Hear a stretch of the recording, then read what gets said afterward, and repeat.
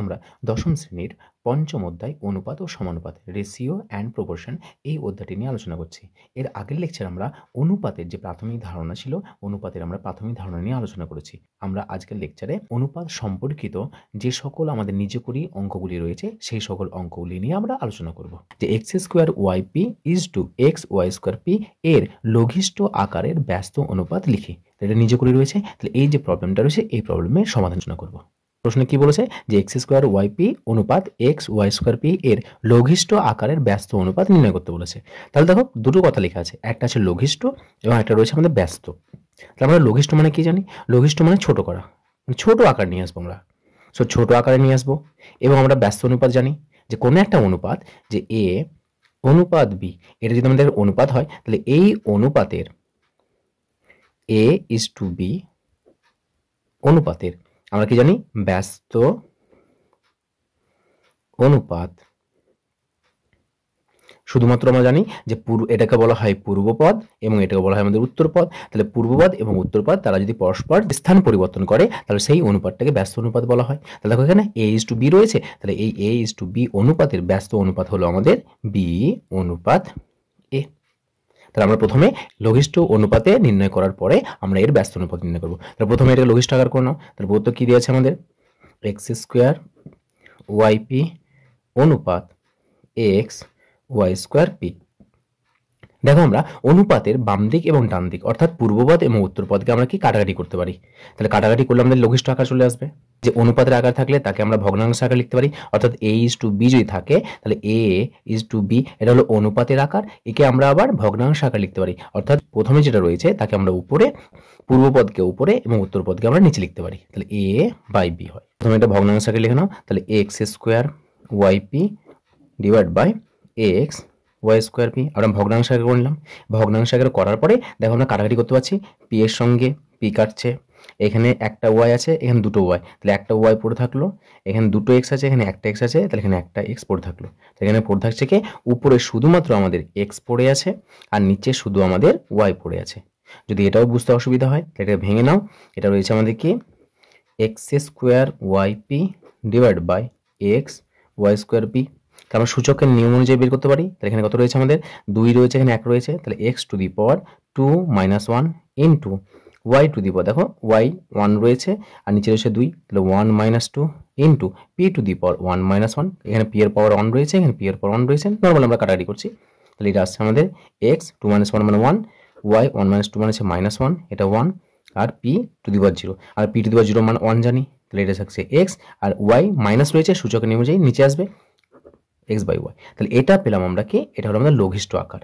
সুতরাং দেখো আমরা x to the power 1, y to the power minus 1, p to the power 0, তাহলে P to the power 0 মান এটা 1 হয়ে যাচ্ছে, তাহলে এর ভ্যালু হচ্ছে আমাদের 1, আর x to the power 1 x কে রাখলাম আর y to the power minus 1, তাহলে y to the power minus 1 মানে কি? সূচকের নিয়ম অনুযায়ী নিচে আসবে, তাহলে এক্স বাই ওয়াই হলো।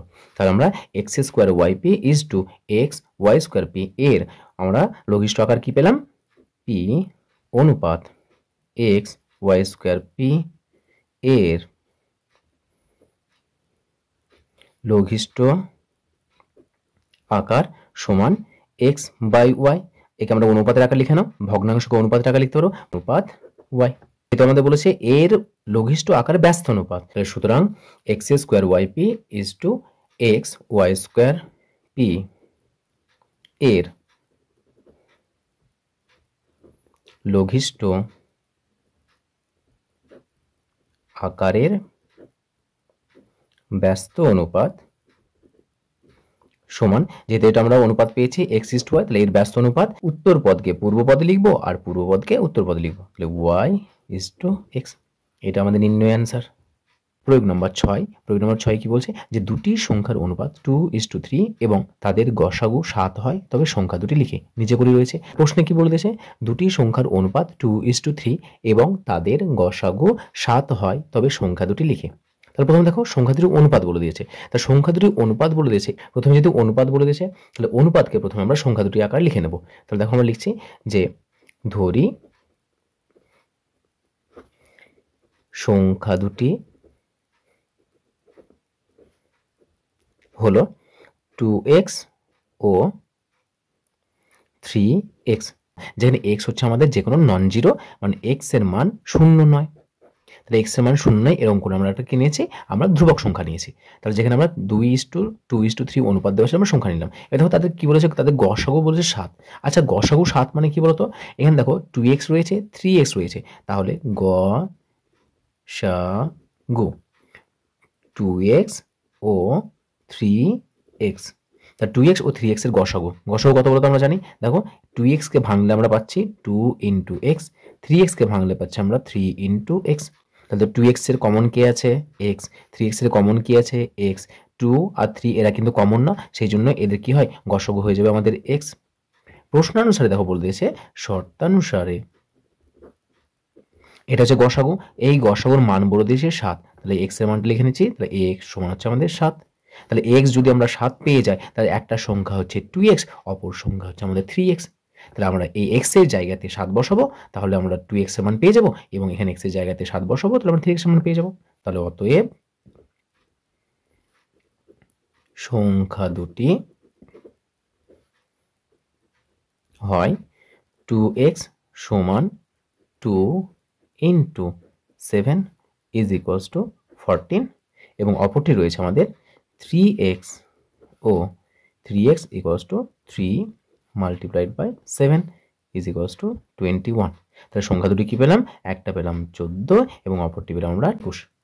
তাহলে আমরা যদি কোনো সংখ্যার অনুপাতের আকারে দেওয়া থাকে, তাহলে প্রথমে অনুপাতের আকারে দেওয়া সংখ্যাটিকে আমরা সংখ্যাতে রূপান্তর করে নেব, কোনো একটা ধ্রুবক ধরে নেব, যেখানে আমাদের সেটা নন জিরো হতে হবে, শূন্য হওয়া চলবে না। তাহলে 2x ধরলাম, 3x ধরলাম, এখানে কেউ ধরতে পারতাম। এবং তাতে দেখো গসাগু বলে দিয়েছে, গসাগু কত বলে দিয়েছে আমাদের 7 বলে দেওয়া আছে। তাহলে গসাগু যদি 7 হয়, তার মানে এখানে যে আমরা x আছে, এই আলটিমেট এক্সটাই হচ্ছে আমাদের 7। যদি আমরা গসাগু বের করলাম, দেখো এখান থেকে 2x থেকে এটা আমরা বের করলাম, এখান থেকে আমরা বের করলাম, তার মানে এই দুটো চলরাশি, যেহেতু এই দুটো হচ্ছে আমাদের কি, এই দুটো হলো আমাদের বীজগাণিতিক সংখ্যামালা। আর বীজগাণিতিক সংখ্যামালার গসাগু লসাগু কিভাবে নির্ণয় করতে আমরা জানি, সেখান থেকে আমরা দেখো পেলাম গসাগু হচ্ছে x, এবং এই x এর মান বলতে 7, 7 এর মানটা বসিয়ে দাও, তাহলে 7 এর মানটা x এর জায়গাতে বসালাম, পেলাম আমরা 14, 7 এর x এর জায়গাতে 7 বসালাম, তাহলে 3 × 7 = 21। তাহলে একটি সংখ্যা পেলাম 14 এবং অপর সংখ্যা পেলাম আমরা 21। প্রয়োগ number 9, p² q = r, q² r = p ও r² p = q অনুপাত তিনটির মিশ্র অনুপাতের ব্যস্ত অনুপাত নির্ণয় করি। অনুপাত দেওয়া আছে, তাহলে অনুপাতগুলো লিখে নেই, যে p² q = r, q² r = p ও r² p = q। দেখো অনুপাত তিনটির প্রথমে দেওয়া আছে আমাদের মিশ্র অনুপাত, তাহলে প্রথম কাজ করবো আমরা মিশ্র অনুপাত বের করব, তারপরে তার ব্যস্ত অনুপাত বের করব। তাহলে দেখো আমরা মিশ্র অনুপাতের ক্ষেত্রে আমরা তার সংজ্ঞা দেখেছিলাম, কি বলছে, যে a = b, c = d, e = f, শুধুমাত্র তিনটে না, তিনের যদি বেশিও হয় তাহলে আমরা মিশ্র অনুপাত নির্ণয় করতে পারি। মিশ্র অনুপাত, আমরা এই যে অনুপাতগুলি রয়েছে, অনুপাতগুলির মিশ্র অনুপাত, আমরা অনুপাতগুলি মিশ্র অনুপাত জানি, যে প্রত্যেকটা অনুপাতে যে পূর্বপদ রয়েছে, পূর্বপদ বলতে প্রথম যে পদটি রয়েছে সেই পদটিকে আমাদের পূর্বপদ বলা হয়। তাহলে এখানে পূর্বপদ রয়েছে a, দ্বিতীয় অনুপাতে পূর্বপদ রয়েছে c, তৃতীয় পদের পূর্বপদ রয়েছে e, এই প্রত্যেকটা পূর্বপদগুলোকে নিয়ে গুণ করে দাও, a × c × e, তাহলে a × c × e করলাম, এটাকে পূর্বপদে রাখলাম অনুপাত দিয়ে। উত্তর পদ যেগুলি রয়েছে, b রয়েছে, d রয়েছে, f রয়েছে, প্রত্যেকটা উত্তর পদগুলিকে গুণ করে উত্তর পদে বসাবো, b × d × f নিয়ে আমরা এখন কি করলাম, তাহলে আমরা উত্তর পদগুলিকে নিয়ে আমরা উত্তর পদে বসালাম। তাহলে এই যে অনুপাত পেলাম, সেই অনুপাতটাকে বলা হয় এই অনুপাতগুলির মিশ্র অনুপাত। তাহলে এখানে আমরা মিশ্র অনুপাত বের করব, অনুপাতগুলির